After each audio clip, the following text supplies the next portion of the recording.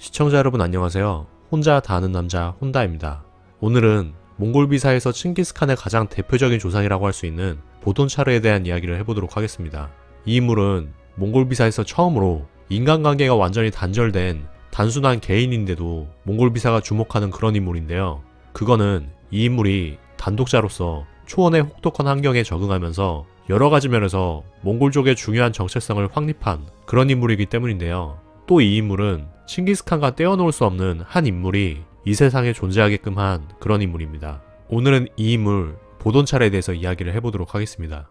이야기의 출발점은 보돈차르가 자신의 형제에게서 버림받은 상황인데요. 지난화 이야기를 살짝만 하자면은 보돈차르의 어머니인 알랑구아는 먼저 세상을 떠난 남편 도본으로부터 두 아들을 출산하고 또 아버지를 알 수 없지만 알랑구아 본인의 주장으로는 하늘에서 내려온 빛에 의해서 임신했다고 하는 세 아들을 낳았는데요. 보돈차르는 이 빛으로 잉태된 아들 중에서 하나로서 다른 모든 아들들에게 어리석고 약하다는 이유로 버림받고 홀로 남겨지게 됩니다.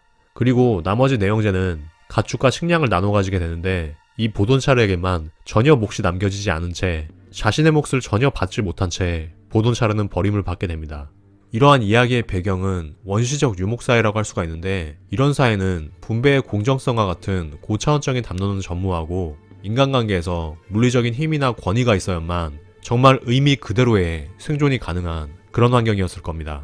토마스 홉스가 자신의 저서 리바이어던에서 자연상태의 인간들이 어떤 방향으로 나아갈지에 대한 사고실험을 수행하면서 결국에 도출했던 결론이 만인에 대한 투쟁 상태였는데요. 이 만인의 함의에 대해서 짚어볼 만한 여지가 있는 게, 유전적인 유사도가 굉장히 높으면서도 역설적으로 먹을 것이 있을 때는 가장 심하게 경쟁할 수밖에 없는 형제 간의 투쟁까지도 예외 없이 설명한다는 점에서 참 의미심장하다고 생각합니다. 다시 이야기로 돌아와서 형제로부터 버림받은 보돈차르의 첫 선택은 이동이었습니다. 개인이 자신을 배제한 다수 집단하고 같은 터전을 두고 경쟁하는 것은 여러모로 불리하죠. 갈등 상황이 발생하게 되면은 단순히 집단에서 배제되는 걸 넘어가지고 그동안의 갈등으로 인해서 생존의 위협이 발생할 수도 있으니까요. 그래서 자신의 형제들로부터 멀어지기로 하고 오록신콜라라는 말을 타고 강을 따라 내려가게 됩니다. 여기서 오록신콜라는 사진에 보시는 것과 비슷한 검은 갈기의 백마인데, 사실 사진에 보시는 거는 몽골어로 칼리온,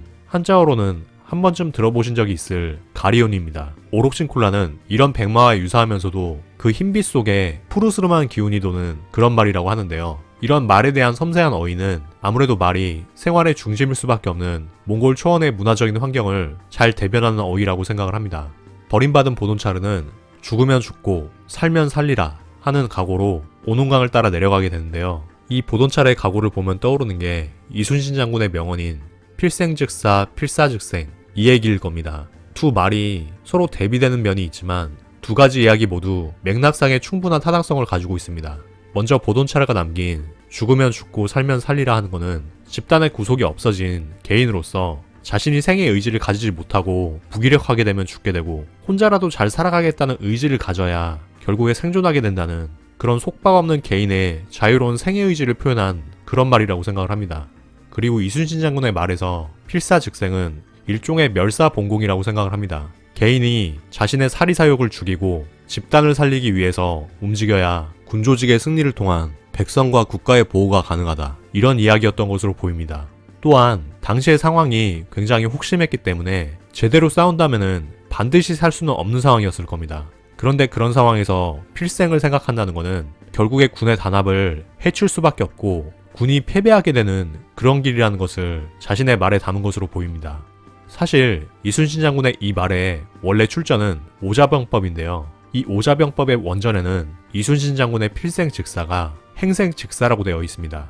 그러니까 요행을 바라고 살고자 하는 사람은 죽을 것이다, 이 얘긴데요. 이 얘기는 약간 다른 맥락으로 한 집단의 지도자로서 승리의 확률을 높이지 않고서는 결국에 패배하게 될 것이다, 이런 이야기입니다. 오자병법의 해당 부분에서는 실제로 싸움 승리를 위해서 가장 먼저 준비해야 될 게 보급, 전투병기, 그리고 병사의 사기를 끌어올리는 사전준비라고 얘기함으로써 요행을 바라는 것과 반대되는 생존의 길이 무엇인지를 함께 제시하고 있습니다.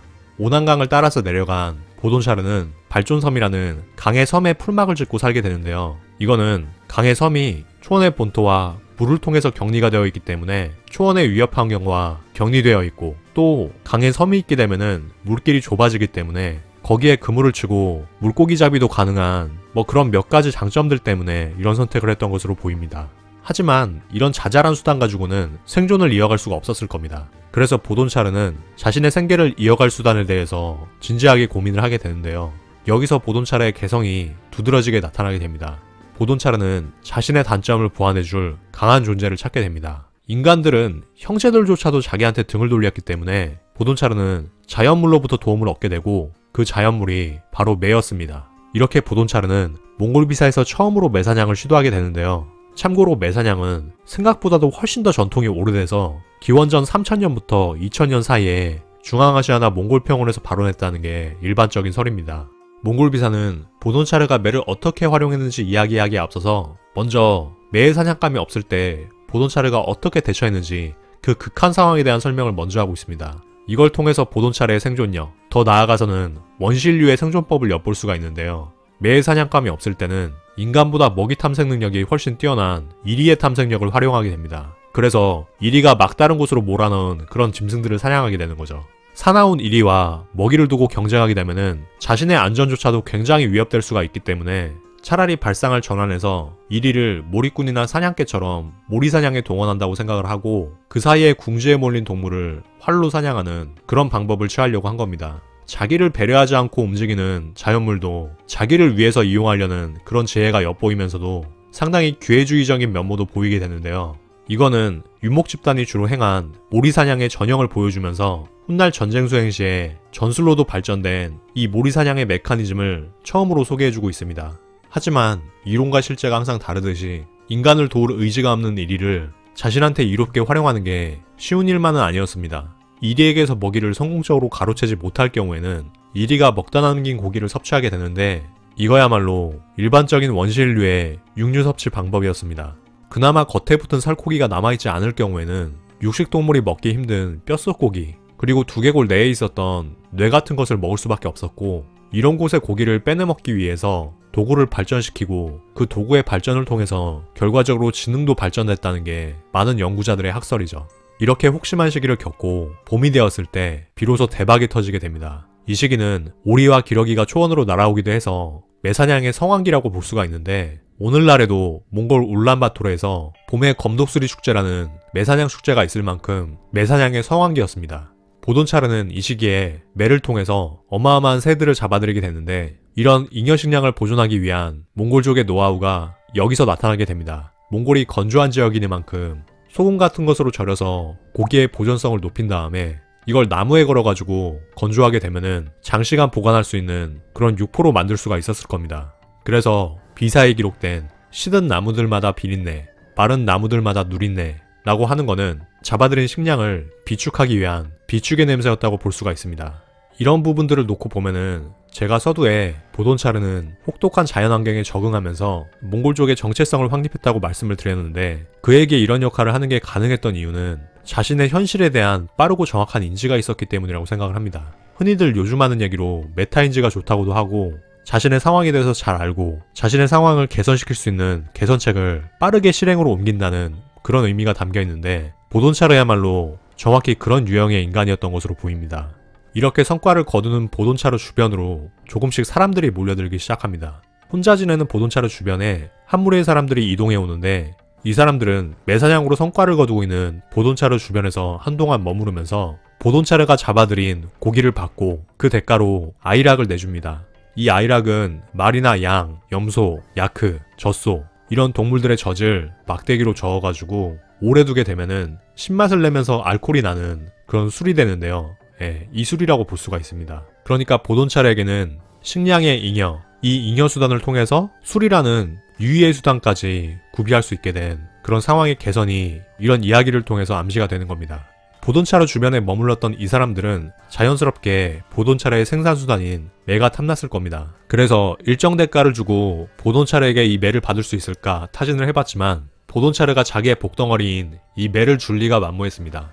그리고 이 보돈차르와 집단 사이의 거리에 대해서 묘사가 되는데요. 보돈차르와 이 집단은 서로의 출신에 대해서 무관심했습니다. 서로가 어디 출신인지에 대해서 서로 물어보지 않았다는 그런 기록이 남아있는데요. 각자 도생도 힘든 몽골 초원에서 초원 사람들 사이에 일반적인 경향이라고 볼 수도 있지만 내용들을 찬찬히 살펴보게 되면은 양쪽으로부터 둘 다 그럴 만한 이유가 있었던 게 아닌가 싶기도 합니다. 먼저 보돈차르는 일쪽으로부터 쫓겨났기 때문에 자신의 출신을 감추는 게 상대적으로 더 안전했고, 상대의 출신을 물어가지고 굳이 같은 질문이 자기한테 돌아오게 만들 필요가 없었다는 그런 개연성이 있을 것 같고요. 상대 집단도 보돈차르에게 출신을 물어오지 않았다는 것은 이후의 상황까지 고려한 제 추정이지만, 이 집단도 커다란 대집단에서 내분이 있어가지고 그 집단으로부터 쪼개져 나온 그런 소수 집단이 아니었을까 싶기도 합니다. 그런데 이렇게 성과를 거둔 보돈차르의 이름이 형제의 귀에도 들어가는 것은 시간 문제였습니다. 보돈차르하고 왕래하는 그 집단의 인물들이 보돈차르의 매사냥 성공담을 그의 형제들한테 전하게 된 건데요. 이후에 이 형제들은 보돈차르에 대한 궁금증을 가지면서 소극적이나마 보돈차르의 행방을 알고자 하고, 그런 과정에서 오논강에서 보돈차르하고 조우를 하게 됩니다. 그리고 오랜만에 만남이라 반가웠는지 그의 형 보고 카타키는 보돈차르를 형제들이 있는 곳으로 말에 태워 데려가게 됩니다. 그런데 그런 형에게 보돈차르가 이런 말을 합니다. 형, 몸에는 머리가 있고 옷에는 옷깃이 있는 것이 좋아.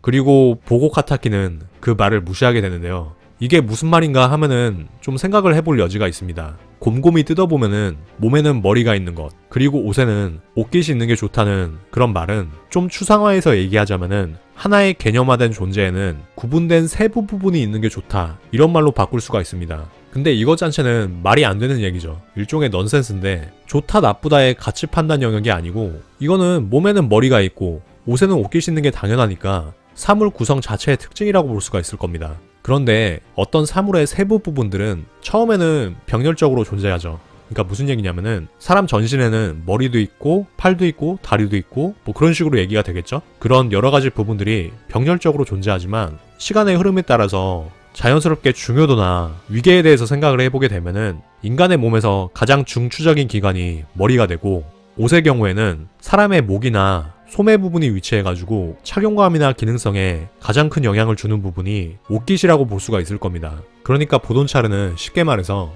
어떤 사물이나 개념에는 특정한 포인트가 있어야 된다, 핵심이 있어야 된다, 그런 이야기를 했다고 볼 수가 있습니다.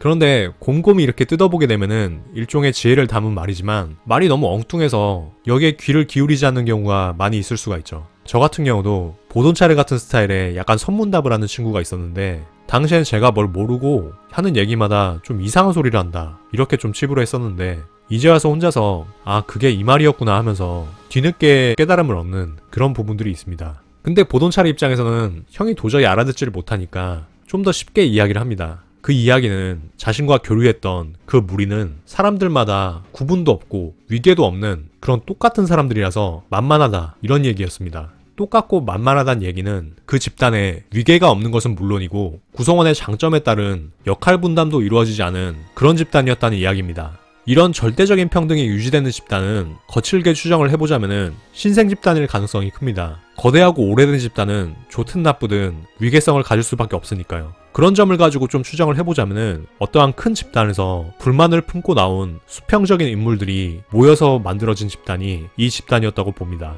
그런데 이 집단의 단점은 큰 위기 상황에서 그 누구도 제대로 역할을 하지 못하면서 괴멸할 수가 있다는 그런 단점을 가지고 있을 텐데요. 각자가 가진 장점도 특화되어 있지 않고 또 누가 선뜻 대표로서 상황을 수습하려고 하는 그런 메커니즘도 없을 거기 때문에 큰 위기 상황에서 괴멸될 우려가 큰 그런 집단이죠. 보돈차르는 그걸 간파했다고 봅니다. 그래서 그 사람들하고 왕래를 하면서 보돈차르가 계속 염두에 둬왔던 거는 이 집단을 내가 사냥감으로 삼게 되면은 그동안 사냥을 통해서 연마해온 그런 통찰로 이 집단의 모든 거를 자기 것으로 빼앗아올 수가 있겠다, 이렇게 생각을 했던 거고, 근데 다만 이건 혼자서는 어렵고 자기를 거드는 사람들만 충분하다면은 이게 가능하겠다, 이렇게 생각을 하던 찰나에 형제들이 나타나면서 울고 싶은데 뺨 때려주는 격으로 자신의 생각을 형제들한테 전달을 하면서 이 집단을 약탈하러 가자, 형제들한테 이야기하게 되고, 무력 넘치는 형제들이 그 제안을 마다할 리가 없었습니다. 보돈차르는 자신이 앞장서가지고 이 집단을 약탈하러 갑니다. 그리고 그 결과는 대성공이었습니다. 보돈차르와 형제는 약탈을 통해서 단숨에 그들의 모든 가축과 재산 그리고 노예까지 얻게 됩니다.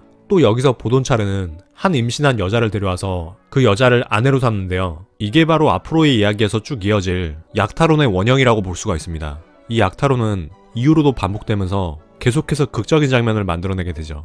이어서 보돈차르는 임신한 여인이 낳은 아들을 해하지 않고 키우는 선택을 하게 됩니다. 약탈을 자행한 이유의 선택이기 때문에 이걸 인도적인 생각에서 나온 거라고 생각하기는 어렵고, 아내로 삼은 여인이 앙심을 품지 않게 하려는 최소한의 조치로 보입니다. 다른 한편으로는 공격한 집단을 멸종까지 시키는 게 목적이 아니고 그 집단의 불을 뺏는 선에서 약탈을 마무리했다고 볼 수도 있습니다. 또 그 여인과의 사이에서 자신의 아이도 낳게 됩니다. 여기서 보돈차르의 아내가 낳은 두 아들은 커다란 두 물줄기를 형성하게 됩니다. 먼저 이미 임신한 상태에서 낳은 아이는 이후 자다란 씨족의 조상이 된다고 되어 있습니다. 몽고로에서 이방인이 자드라고 하는데, 이 이방인이란 뜻을 담은 자다란 씨족의 시조가 된 거죠. 이 자다란 씨족이 왜 중요하냐 하면은 훗날 칭기스칸과 떼어놓을 수 없는 애증의 관계가 되는 게 이 자다란 씨족의 자무카이기 때문입니다. 그리고 보돈차르가 이 여인으로부터 낳은 아이는 몽고로에서 붙잡다라는 동사인 바리를 따서 붙잡아온 여인이 낳았다 하는 의미로 바알인 씨족의 조상이 됩니다. 그리고 보돈차르와 그 형제들은 약탈을 통해서 이렇게 세를 불리면서 저마다의 씨족을 형성하게 되는데요. 여기서 가장 중요한 거는 보돈차르가 보르지긴이라는 이름의 씨족을 구성하게 된다는 겁니다. 이 보르지긴 씨족은 훗날 보르지긴 성씨를 가지는 칭기스칸의 선조입니다. 그러니까 보돈차르는 이 몽골 비사의 가장 핵심 혈통의 사실상 시조라고 볼 수가 있는 거죠. 이렇게 해서 지금까지 보돈차르에 대한 이야기를 해봤는데요. 몽골 비사 이야기에서 보돈차르가 특별한 부분은 유목민의 이상적인 성공신화를 보여주었고, 그 성공신화가 몽골족의 생존 방식과 정체성을 형성했다는 점에서 큰 중요성을 가지면서 이 인물이 칭기스칸의 시족인 보르지긴 시족의 시조라는 점에서도 큰 중요성을 가진다고 볼 수가 있습니다. 그래서 이 인물 개인의 서사가 이렇게 디테일하고 구체적으로 몽골 비사에 묘사가 된 거겠죠. 또 다른 측면에서 보돈차르가 중요한 이유는 몽골 비사의 두 핵심 주인공인 테무친과 자무카, 이 모두하고 연고가 있다는 그런 측면일 겁니다. 여기서 자무카의 시족인 자다라는 흔히 검은뼈 시족이라고 소개가 되고, 칭기스칸의 혈통은 흰뼈로 묘사가 되게 됩니다. 칭기스칸이 승자이기도 하기 때문에 초원에서 신성한 걸 의미하는 흰색의 속성이 칭기스칸의 일족한테 부여됐다고 볼 수가 있는데, 이 흰뼈와 검은뼈로 대유되는 두 인물의 관계는 앞으로 이야기를 진행하면서 차차 소개해드리도록 하겠습니다. 그러면 오늘 이야기는 여기까지 하기로 하고요. 흥미롭게 들으셨다면 좋아요 눌러주시고 구독까지 해주시면 더욱 감사하겠습니다. 그리고 댓글로 여러가지 이야기 남겨주시면 제가 할 수 있는 범위 안에서 최대한 피드백 드리도록 하겠습니다. 그러면 저는 이제 다음 방송으로 찾아오도록 하겠습니다.